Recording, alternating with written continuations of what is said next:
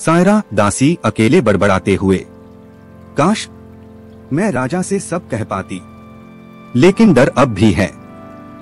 क्या वो मुझे पहचानेगा?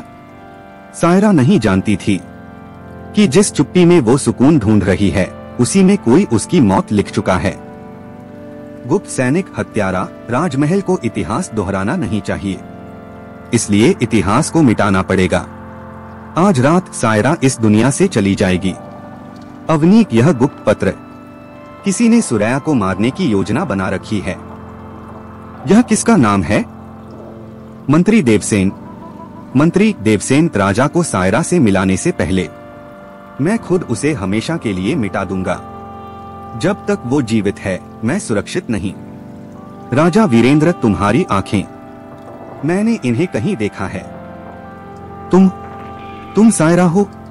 सायरा, वीरेंद्र, आपने मुझे पहचाना, लेकिन किस्मत को इनका मिलन मंजूर नहीं था। सहसा पीछे से खंजर लिए हत्यारा दौड़ता है और उस अंधेरे में एक और जोड़ी आंखें सब देख रही थी। एक गुप्त गवाह जो इस महल की आखिरी उम्मीद है। राजा वीरेंद्र गुस्से में, इस महल में मेरी रानी पर वार कौन था? ये सैनिकों, इसे पकड़ो। सायरा सहमी हुई, वीरेंद्र, आप मेरे लिए। लेकिन इस सारे हंगामे के बीच एक छत से सब देख रहा था। एक गवाह जिसकी पहचान किसी को नहीं थी। गुप्त गवाह धीरे बुदबुदाते हुए, सायरा, तुम अब अकेली नहीं हो। समय आ गया है पुराना हिसाब चुकता करने का। देवसेन, राजा वीरेंद्र, ये सब एक साजिश है।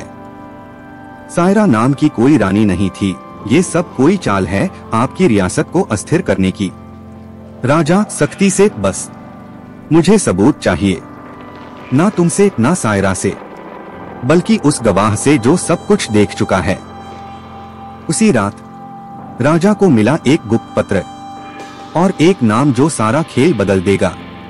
और अब देवसेन जान चुका है, कोई उसके पीछे है। उसकी आंखों में है डर और जहर भरा अगला कदम। रात के अंधेरे में जहां साजिशें सांस लेती हैं, वहीं से उभरा एक चेहरा जिसे यह महल सालों पहले भूल चुका था। गवाह, मुझे भुला दिया गया, लेकिन अब मेरी बारी है। सायरा को इंसाफ दिलाना मेरा फर्ज है। सायरा हैरानी से, करण, तुम जिंदा हो? करण, गवाह, हाँ सायरा, मैं जिंदा हूँ। मैं वो सैनिक हूँ जिसे तुझसे दूर कर दिया गया था, जिसे सबने मरा हुआ मान लिया। देवसेन, गुप्त सभा में वो सैनिक मरा नहीं। ये गड़बड़ है। अब उस गवाह को खत्म करना होगा। इस बार कोई चूक नहीं। अवनीक, तुम अगर इतने सालों से जिंदा थे तो सामने क्यों नहीं आए?